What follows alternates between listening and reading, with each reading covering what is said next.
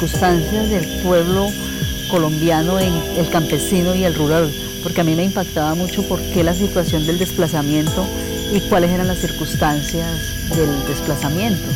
Y yo encontré muchas respuestas, digamos, en ese ejercicio. Una de esas, algunos presentaban, digamos, el conflicto familiar, digamos, los deseos de los jóvenes de hacer cosas distintas. Bueno, circunstancias que igualmente estoy en San Juanito, trabajé 8 meses y regreso a Villavicencio. En ese regreso me encuentro en la casa con una compañera de estudio de Cofren y ella va con unos libros y me dice que si le explica un trabajo que ella debía entregar a la universidad. En ese entonces era Universidad Unisur, la Universidad del Sur de Bogotá. Yo le dije, claro, venga, yo le explico, pero pues era como, bueno, ¿en qué consiste ese programa? Yo no conocía la universidad. Ella me explica en qué consiste y yo, pues, con todas las dudas del caso que nos sucede casi a un gran porcentaje de personas cuando se habla de educación a distancia. Y en el ejercicio que hicimos, yo le decía, pues, cómo era. Me encuentro que uno de los libros que ella lleva es de un maestro de psicología mío, que yo admiraba muchísimo. Entonces yo dije, si el maestro escribe para la Universidad Unisur, debe ser muy buena. Entonces ella dijo, ¿por qué no se presenta? Entonces fue cuando, ese mismo día, ella estuvo en la mañana, ese mismo día en la tarde yo traje mi hoja de vida. En ese entonces estaba el doctor Víctor Arturo Moreno, de rector, digamos, de director de aquí del CEAD de Acacías, y le presenté mi hoja de vida. Eso fue ya como en el 95, en el 97. En el 97 empecé yo el trabajo con la UNAT. Hoy justamente, en este año, pues ya está usted cumpliendo 14 años de estar vinculada a la Universidad Nacional Abierta a Distancia como directora del Nodo Amazonía Orinoquía. Su experiencia, sus logros y también de pronto aquellos sabores amargos que le puede dar a uno el hecho de tener que dirigir una institución tan importante. En este ejercicio, efectivamente, yo recuerdo que yo inicié como tutora de la escuela. En ese entonces era Facultad de Ciencias Sociales, Artes y Humanidades. En ese entonces era la Facultad de Ciencias Sociales y Educativas. Ahora se llama Escuela de Ciencias Sociales, Artes y Humanidades. Cuando inicié fue en un proceso difícil que estaba atravesando la universidad en ese momento, pero también eran unos procesos legales que se estaban afirmando, porque fue cuando cambió de Unisur a UNAT y fue cuando hicimos el primer encuentro de la universidad a nivel nacional aquí en Acacías. Eso nos ayudó en ese momento a coordinar el doctor Germán Vaquero, el doctor Manuel Ramírez, digamos que estaban como directores en ese instante que sucedían esos hechos. Y terminado el proceso, después de ser tutora durante 3 meses, básicamente yo duré como tutora de la universidad, pasé a ser coordinadora de la facultad. En 5 meses yo asumí la coordinación de la facultad y en 7 meses asumí la dirección del CEAD de Acacías. Digamos, fue un proceso muy rápido, fue un proceso difícil, complejo, que pues yo acabo de llegar y esa situación, claro, me pone a mí en un estado de qué hacer frente a toda esta situación, pero consideraba que era necesario desde lo académico poder aportar como profesional a que se continuara el desarrollo del centro. Fue así como prácticamente en el 97, finalizando el 97, yo asumo la dirección de centro. Recuerdo que igualmente en ese entonces era por contrato, por órdenes de prestación de servicio, como estábamos nosotros vinculados, todos prácticamente ese era el trabajo que se hacía en ese momento.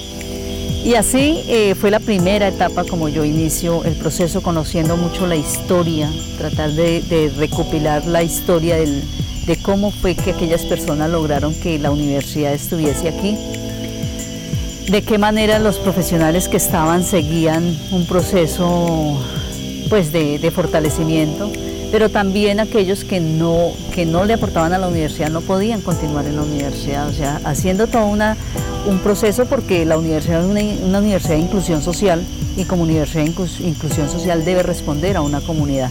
Así, digamos, fue como yo ingresé a la universidad. Esa fue mi perspectiva en el momento y consideraba que la universidad valía la pena sostenerla porque mucha gente que no podía llegar a la universidad, digamos, presencial, que era lo más fuerte en ese instante, podía hacerlo a través de la Universidad Nacional Abierta y a Distancia, UNAD. Doctora Blanca Dilia, dentro de su óptica, según su óptica, ha evolucionado bastante la educación en Colombia. ¿Cuáles serían las falencias que tiene en este momento la educación, tanto en la academia como también en la parte de básica primaria y básica secundaria? Bueno, la educación en Colombia ha sido un proceso de transformación permanente. Creo que cada vez que se hace un trabajo con calidad, la educación mejora. Y en ese mejoramiento que se está dando, básicamente en el trabajo que desarrolla la universidad, porque ya la universidad no hace un trabajo en solitario, como los caballeros solitarios, sino que hace un trabajo con otras organizaciones, con las mismas universidades. Empieza a tener ya, digamos, un contacto con estas otras universidades de la región, empieza a llegar más universidades y nosotros hablamos de la educación en la región. Empieza a haber más programas que antes no existían y por eso debíamos irnos de la región, a estudiar a Bogotá, a Medellín, a Bucaramanga, porque los programas no existían aquí y al no existir pues había que buscar opciones. Creo que ese es un factor muy importante, hacer el reconocimiento de región para el proceso. Yo en este sentido quiero decirle que en los 14 años que yo llevo en la universidad, de esos 14 años, un semestre estuve en Bogotá y 3 años y medio estuve en Popayán, en la zona centro-sur, zona Bogotá, Cundinamarca. Cuando se sale de la región, aquí hay algo fundamental y exitoso en la educación, es que no podemos ver la educación solamente como lo local, sino que hay que ver la educación desde lo regional, la educación nacional y la educación a nivel internacional. Ya la educación es global, es decir, nosotros ya somos ciudadanos del mundo y como ciudadanos del mundo debemos responder por la educación que hemos recibido y la educación que seguimos recibiendo y la que seguimos dando. Cuando se es educador asume responsabilidades grandes porque es que estamos educando para la vida, o sea, no solamente para que se tenga el título, sino una educación para la vida. Si yo logro compaginar eso dentro de mi perspectiva como educadora, como directora de una organización universitaria como la nuestra, como la UNAD, es lo que me está permitiendo a mí de alguna manera fortalecer una región. Esta región es próspera, es una región que vale la pena luchar por ella y que aquí tenemos cabida todos, ¿sí? Hay algo muy importante que a mí siempre me he cuestionado, es qué entendemos nosotros por región. Si es la lucha por un territorio, por un espacio, por un sitio laboral, o es la lucha por una región en compacto. En compacto es la lucha por tener nuestro medio ambiente, porque la educación sea de calidad, porque cada cosa que nosotros hagamos, la hagamos con el deseo y con afecto. O sea, pensar en una educación integral es una educación de afecto, de convivencia, de vivir, de saber convivir con los otros. Porque la lucha de región y no permitir hacer es lo que obstaculiza el desarrollo de una región. Entonces, si yo en la perspectiva considero que mi región debe sobresalir en el sentido, no sobresalir por encima de las otras, no, sino sobresalir en las capacidades que como seres humanos tenemos, como profesionales, como educadores, lo podemos hacer. Hay que revisar muy bien. Nosotros, por ejemplo, en la UNAD tenemos desde alfabetización hasta doctorado, es decir, alfabetización, el bachillerato, la media, la técnica, la tecnológica, profesional, especialización, maestría y doctorado. Si yo logro que se articule, que haya una articulación permanente en esos procesos educativos, seguramente me doy cuenta dónde se encuentran las falencias. Hay muchas falencias todavía.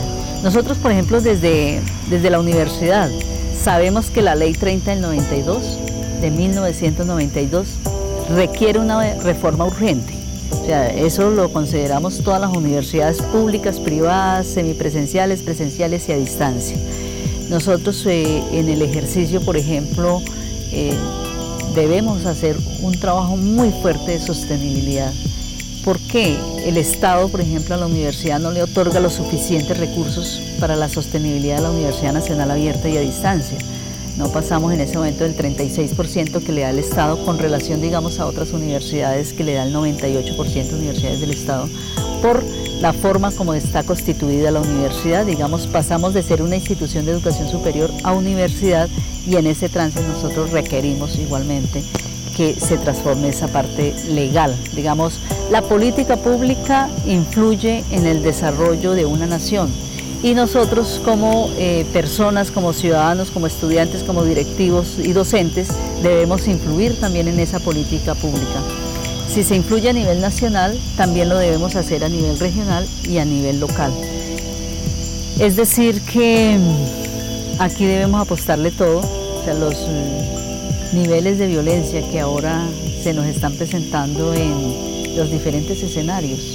Hay unas violencias que casi no se miran, pero que ahora están saliendo a relucir, la violencia que se vive en los colegios con el llamado manoteo, ¿sí? El manoteo es la agresión que le hace un estudiante al otro de diferentes formas, ¿no? Agresiva, ya sea con la palabra, con el gesto, en la manera física que se puede estar dando. Y lo otro, básicamente, digamos, esas situaciones hay que empezar a trabajar, que nuestros estudiantes, voy a hacer una referencia al estudiante. El estudiante de psicología, por ejemplo, debe prepararse para estas nuevas situaciones que está viviendo el conflicto cotidiano y el conflicto educativo, las crisis emocionales que se están viviendo también. La misma crisis económica genera crisis emocionales, afectivas. Y esto básicamente lo que busca de alguna manera es que nuestros estudiantes deben tener una educación distinta a la de hace 20 años, por ejemplo, que nosotros recibimos. Por eso el reto para muchos de nuestros estudiantes y profesionales es que hay que seguir profundizando, hay que seguir mirando cuáles son los nuevos comportamientos, y por eso es un llamado muy fuerte a los profesionales de las ciencias sociales, comunicadores sociales, psicólogos y filósofos, digamos, que son nuestros estudiantes, para que asuman estos nuevos retos. La educación ya no es, reitero, ¿no? La educación ya no es desde lo local, hay una educación globalizada, hay una educación donde el uso de la tecnología definitivamente se volvió importante. Si nosotros no utilizamos esa tecnología como es el Internet, la capacidad de nosotros acceder a toda la información que nos llegan, las respuestas de la que nos están llegando frente a las solicitudes que hacemos de tener nuevos conocimientos y las nuevas formas de acceder a la educación. Y en ese ejercicio pues nosotros vamos con un trabajo muy fuerte, es que nuestros estudiantes toda la parte teórica ya la pueden tener en campus virtual. O sea, ya pueden acceder allí a la educación las 24 horas del día, cuando ellos tengan el tiempo, porque nuestros estudiantes son trabajadores, tienen familia, estudian, hacen algún deporte, alguna actividad artística, o sea, están muy ocupados haciendo diferentes cosas, pero también necesitan tiempo para la familia, eso es muy importante. Y el descanso, hacer uso de un buen tiempo libre. Entonces, cuando hacemos todo esto, queremos invitar a todos los profesionales para que vean la educación como la necesidad de aportar a un desarrollo regional, a un desarrollo que nos brinde de alguna manera mejorar las condiciones de cómo las encontramos. O sea, yo estaría plenamente segura diciendo que no es lo mismo lo que yo encontré hace 14 años a lo que es ahora la universidad. Ahora la universidad a nivel nacional con 70.000 estudiantes, aquí en Acacias tenemos 1.800 estudiantes, en toda la zona Amazonia-Orinoquia llegamos ya cerca a los 5.000 estudiantes. Entonces, esto nos hace ver que